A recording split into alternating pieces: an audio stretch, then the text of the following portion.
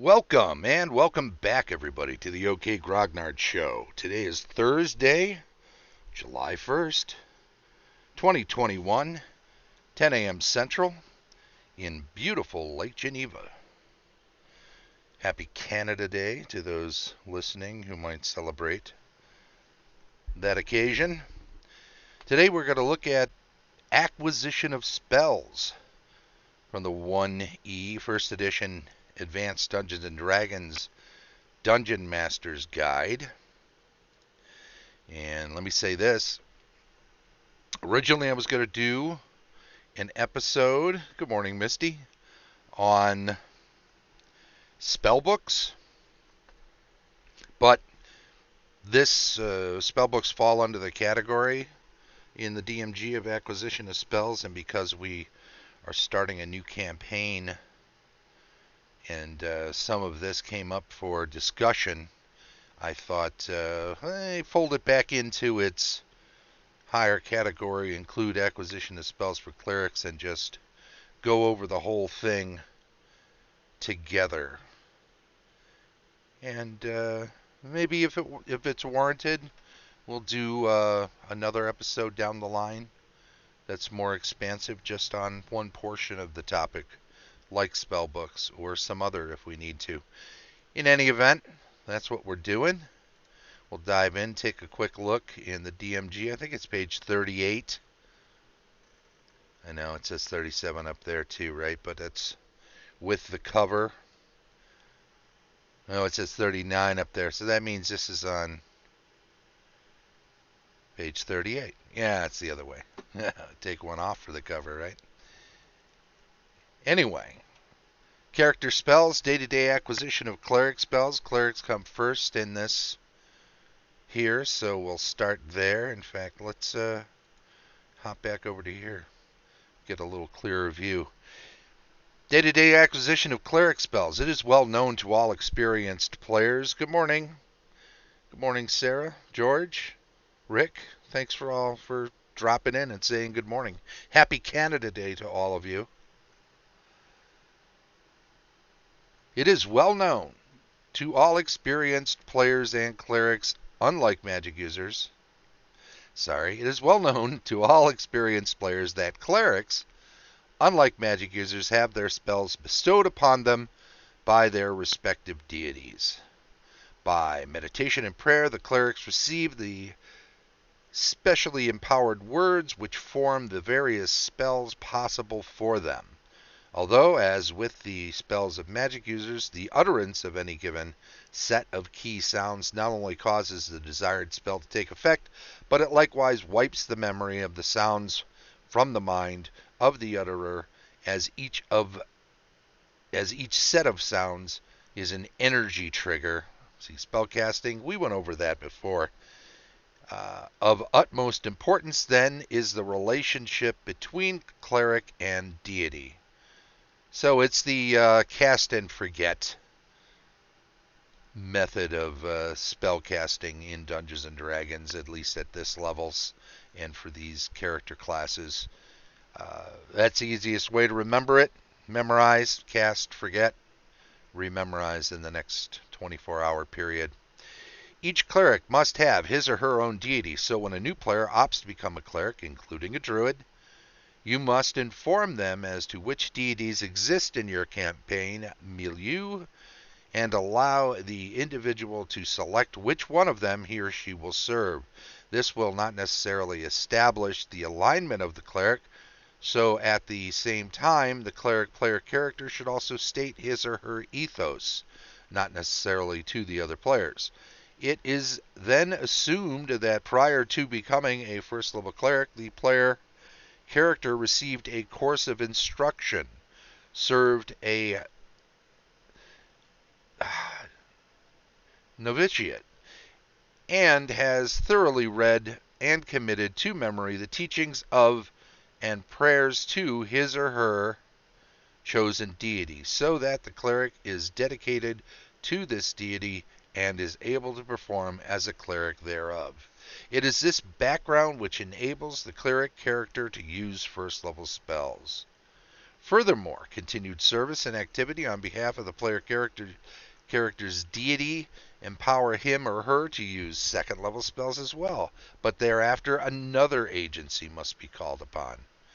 Cleric spells of 3rd, 4th, and 5th level are obtained through the aid of supernatural servants of the cleric's deity, that is, through meditation and prayer. The cleric's needs are understood, and the proper spells are given to him or her by the minions of the deity. Cleric spells of 6th and 7th level are granted by direct communication from the deity itself. There is no intermediary in this case, and the cleric has a direct channel to the deity, from whom he or she receives the special power to cast the given spells of these levels. Now, I'm going to say outright that I don't do this in my own campaign. It's prayer and meditation.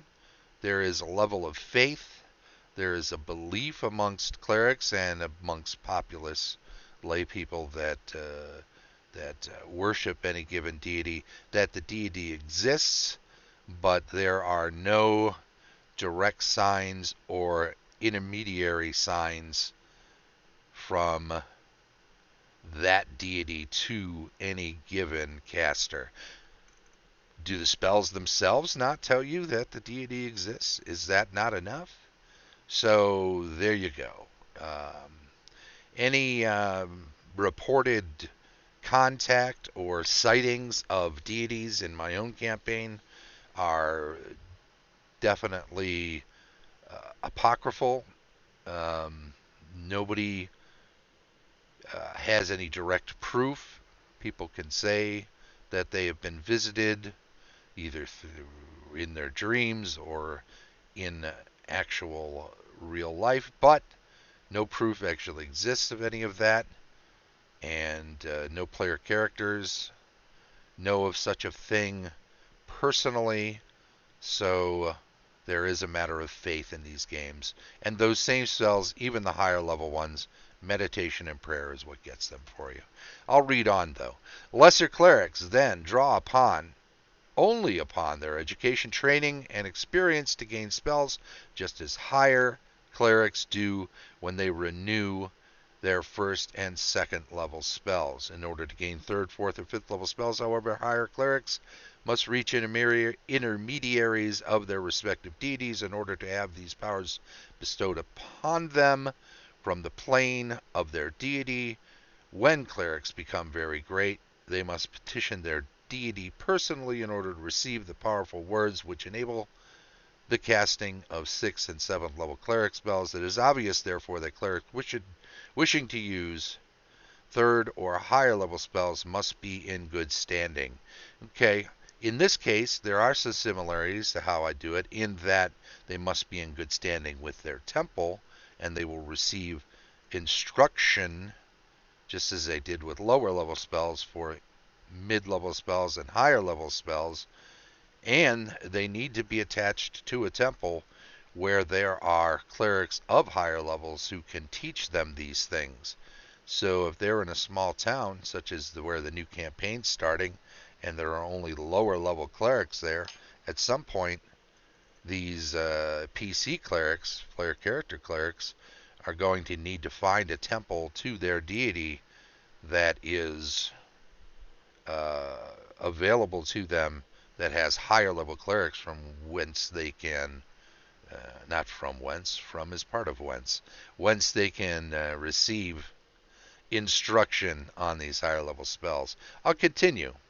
If they have not been faithful to their teachings, followed the aims of their deity, contributed freely to the cause, and otherwise acted according to the tenets of their faith, it becomes unlikely that they will receive intermediary aid unless they make proper atonement and sacrifice. There can be no question that such clerics must be absolutely exemplary in their activities, expressions, and attitudes if they dare to contact their deity directly. In the former case, where the unfaithful cleric desires 3rd through 5th level spells, the minions, angels, demigods, or whatever will be likely to require the cleric to spend 2 to 8 days in prayer, fasting, and contemplation of his or her transgressions, making whatever sacrifices and atonement are necessary thereafter, before freely granting those powers once again. Sacrifice and atonement will probably be left to the discretion of the cleric, and it is possible that the minions of the deity will empower him or her with spells to complete these steps, but the cleric had better do the correct thing or face the consequences. In my games, my campaigns, there are situations where a cleric might have strayed from the path of their deity and might have to do some atoning, or in the cases of certain deities, make some sort of a sacrifice. We're not talking human sacrifice or anything, but goods and, powdered, extremely expensive spices and incenses, and perhaps gold can be laid at the altar or donated to the temple to atone for something they may have done. This doesn't get you in touch with your deity, nor even any sort of minions who can claim to be in touch with the deity, but the higher level clerics at whatever temple is being bestowed these gifts will certainly then relent and atone, or rather, claim that the deity is appeased, and will then begin to instruct them again in those different levels of spells. I will read on. In the latter case, where the unfaithful cleric desires spells above the 5th level, the deity is certainly going to be highly displeased and absolute. The deity, you the DM, I never liked that kind of a transposition. Deity is, or DM as deity is not a thing. Deity is a facilitator in the games I play, in the games I like to play in the games I run. The deity will point out all of the transgressions, state a course of action which must be followed to regain good graces, grant the spells which the deity deems are necessary to complete the course, but never in excess of those which the cleric could normally use, and pronounce anathema upon the cleric until satisfactory redemption has been made, i.e., the cleric cannot again call upon any help from his or her deity or its minions until he or she has regained favor through a course prescribed by the deity. A cleric who at this juncture changes deities is going to have a difficult time. His or her former deity will mark the cleric. The new deity and associated minions will be suspicious. Once a cleric changes deities, he or she must thereafter be absolutely true to the new calling, or he or she will be snuffed out by some godlike means. It is 90% unlikely that a cleric's first deity will accept him or her back into the fold after falling away unless some special redemptive agency is involved. There is no salvation for a thrice changed cleric. He or she is instantly killed. Any change of alignment which causes such a deity change is applicable unless the change is involuntary. I don't use alignment personally as a thing that you choose to do. It is simply something for me to use as a gauge of your actions, which, can in turn be related to how faithful a cleric might be shown to be to his or her deity. It's also worth mentioning here, too, that I think because you're gaining spells through a faith, that the changing from one deity to another is not to be taken lightly. I don't get in with all this snuffed out stuff. You might not be able to gain spells from another deity if you're not really faithful. In fact, it may well be that it's an act of being unfaithful, not just to the deity you're leaving, but to another one that you're coming to, that changing deity shows you to be unfaithful. In that, why weren't you there in the first place? If you'll change from one to another, what's stopping you from changing again? So, there's a lot of things.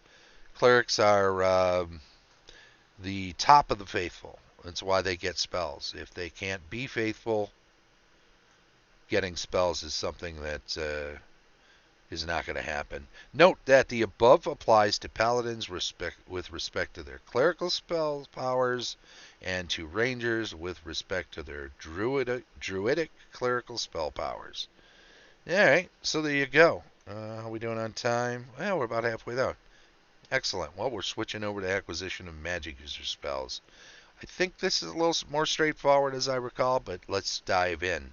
Inform those players who have opted for the magic user profession that they have just completed a course of apprenticeship with a master who was of unthinkably high level, at least 6th, having been a relatively apt pupil, worked diligently, and made every effort to please master or mistress, as the case may be, was kind enough to prepare a special present for the character before he or she goes out into the world to seek his or her fortune. At this juncture, request the player to ready a piece of paper which will go into his or her records as a permanent fixture. Instruct the player to entitle the page First Level Spells Known. Well, the intelligence of the player character will dictate how many and which spells can be and are known. This knowledge is not automatic. Each and every spell, except those which Master, quote-unquote, was generous enough to bestow upon the character, must be found somewhere and recorded in the character's spellbooks. Thus, if Redolint the Prestidigitator, Intelligence 15, has a repertoire of 7 spells and finds scrolls with yet another, there is a 65% chance that the spell can be understood by that worthy. If, in fact, it can be comprehended, Redolin must then record the spell in his or her book, thus destroying that portion of the scroll, of course. So if you put a scroll into a book, scroll goes bye-bye. And he is now the proud possessor of 8 first-level spells, just 3 short of the maximum he'll be able to know. Returning to the recently completed apprenticeship, let us now consider the spells given to Redolin by his wise old master. Obviously, an apprentice must know how to read magic to be of any use to his master. It is also an absolute must to anyone following the profession of magic user, so that the spell is automatically on each magic user's character's list of known spells. Then select by random means 1 spell each from the offensive, defensive, and miscellaneous categories listed below. Redolint or any other player character magic user will have a total of 4, count them, 4 spells with which to seek his or her fortune. In my game, that number is 5, because beyond, or rather 6, beyond read magic, I add to that detect magic and write, because I feel like all 3 of those are necessary for any magic user to be of any use to his or her master. And so those are automatically in there. I know they appear on the miscellaneous spells list. If somebody rolls one of them, I just ask them to roll again. Here then are those 3 lists. Offensive lists include Burning Hands, Charm Person, Enlarge, Friends, Light, Magic Missile, Push, Shocking Grasp, Sleep. And the 10th on the list is parenthetical that says Choose, assumably for the player to then choose for their character one of those spells from above. If, I should say, the player has one of these, let's say they roll a 2 and it's Charm Person, I do ask them to then roll to see if they can know that spell. I don't have that be automatic. I like to get into the idea that spells can be unknowable to magic users right out the gate. And I think the trade-off of giving them 3 and making the intelligence an important stat. Ah, thanks, George. Yeah, those 3 spells I think are core spells, is a good way to put it for sure. So if somebody gets Charm Person on a roll of 2 on a 10-sided die when they're trying to fill up their spell book at the beginning, then I have them roll. In the case of Redolint, I believe he has a 65% chance of understanding that spell. If they roll it, Charm Person is in their book. If they don't, I ask them to put Charm Person in the book and put a line through it as a spell that they can never know. Some spells are just going to be beyond their grasp for whatever reasons, and I have them roll again, ignoring 2s. If they roll a 5, we do the same thing with light, so on and so forth. If they roll a 0, choose, I have them choose from 1 to 9, ignoring anything they've already found unknowable. Do the same thing with defensive spells. Affect normal fires, dancing lights, featherfall, hold portal, jump, protection from evil, shield, spider climb, and ventriloquism, or choose is number 10. And again, miscellaneous spells, comprehend languages, detect magic, we roll again, erase, find familiar, identify, very useful. I almost considered this should be a core spell for a magic user, but I haven't yet made that leap. Mending, message, unseen servant, one of my favorite spells. Right, I would just have people roll again and choose from any of the above, obviously with the same restrictions as before. Choice should be left to the player. Note that both Nistel's magic aura and Tensor's floating disc must be located by the character. They can never be known at the start. If your campaign is particularly difficult, you may wish to allow choice automatically. You can furthermore allow an extra defensive or miscellaneous spell so that your character begins with 5 spells. So there you go. That's pretty much that. I want to mention, oops, I think there's a little more up top here. Let's get up here. Acquisition of Illusionist spells. Yeah, we'll read that real quick. Illusionists do not need the spell read magic or anything like it in the pursuit of their profession. All Illusionist spellbooks and scrolls are written in a secret tongue, which every apprentice learns from his or her mentor.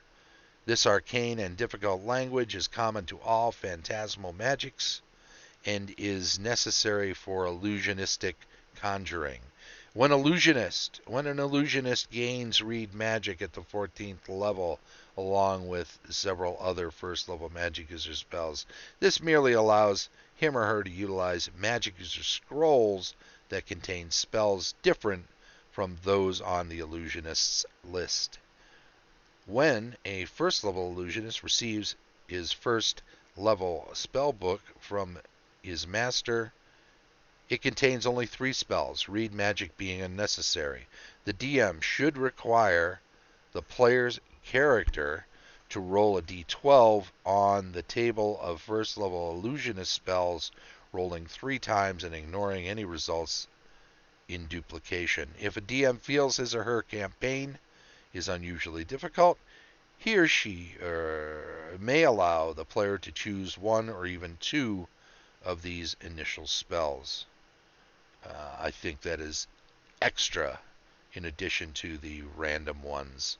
I should also mention for druids, since they weren't covered in here directly, that they gain spells similar to clerics in that they do pray to their woodland deities or meditate in the wilderness in an effort to gain some sort of enlightenment that brings their spells to them. Like clerics, their spell list is wide open to them at each level that they can cast, so that they can choose from all of them. They don't have to maintain a spell book or anything along that line. George says 1E is not for the weak running a magic user. It's true. It is tough to play magic users. They do not live long if they're not careful. Let me read a bit more here. Spells beyond those at start. Naturally, Magic User player characters will do their utmost to acquire books of spells and scrolls in order to complete their own spell books. To those acquired, the Magic User will add one and only one spell when he or she gains an experience level. Therefore, most will be frantically attempting to purchase or cousin spells from non-player character magic users or even from other player character magic users. How you handle NPC magic users is of utmost importance. There is a special section of rules regarding non-player characters, and you should follow the suggestions therein carefully. By doing so, players will find that their magic user characters are unable to acquire new spells at worst, or must pay so dearly for them in money, magic items, and quests that the game is hardly worth the candle. Of course, they will pay the price nonetheless, and that will help you to maintain the campaign as fresh and challenging as it will rid it of excess treasure and give player characters reason to adventure at the same time. Superior players will certainly cooperate. Thus, spells will in all probability be exchanged between PC magic users to some extent. No special sanctions need to be taken to prevent such exchange, although this cooperation should never be suggested or otherwise encouraged either. The DM should leave this interaction strictly alone. This is not the case when PCs deal with NPC, henchmen, or hirelings. Non-player character hirelings and henchmen will absolutely refuse to cooperate freely with player characters, even their own masters or mistresses. Again, this is a matter dealt with separately under the section pertaining to the DM's role in operating henchmen and hirelings. As a general rule, they will require value plus a bonus when dealing with their liege. If they will deal with other PCs or NPCs at all, they will require double value plus considerable bonus. For example, Thygru Thorkison, magician in the hire of Olaf Bluecheeks, a 10th level lord, knows the spell suggestion, and Olaf's associate Halfdan the necromancer requests that he be allowed to copy the spell into his book of 3rd level spells. If Olaf is willing, Halfdan can approach Thygru. If Halfdan has been at least civil to the magician, Thygru will ask nothing more than the 3rd level spell in return, plus another spell, plus some minor magic item, such as a set of 3 potions, a scroll of 3 spells, or perhaps a ring of invisibility. If Halfdan had formally insulted the magician, then the price would be more dear.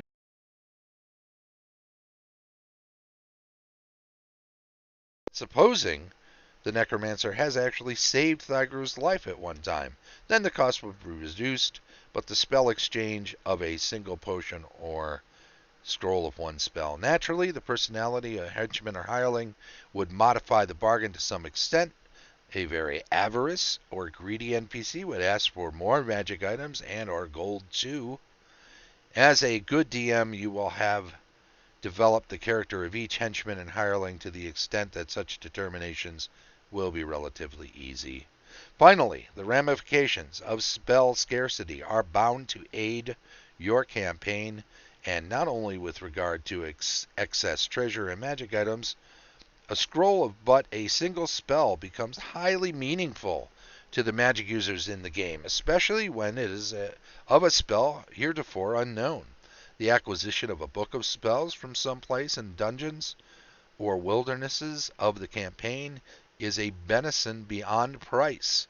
PCs and NPC alike will take great pains to guard scrolls and spellbooks. Magic users will haunt dusty libraries and peruse musty tomes in the hopes of gleaning but a single incantation to add to their store of magic. Well, I tell you, that's where we are. Recovery of spells, it's another subject. We'll go into that some other day, I think, because I think for now we're good, and we're right about that time. I want to thank everybody for popping in today. Very kind of you. Thanks for chiming in. I do want to say also, if you don't already, stop on by the Twitch channel for a live stream Mondays and Thursdays at 10 a.m. Central. And while you're there, please do follow the channel and chime in when you get the chance on the chat. If you catch up with this on YouTube, then please do subscribe to the channel and click the little bell so you'll get notifications when new episodes are uploaded. Please do give a thumbs up to any videos you watch and enjoy, and also feel free to chime in on those too. Comment on things to make the show better or just to chime in on a theme. This has been the OK Grognard Show from beautiful Lake Geneva, Wisconsin. Bye-bye.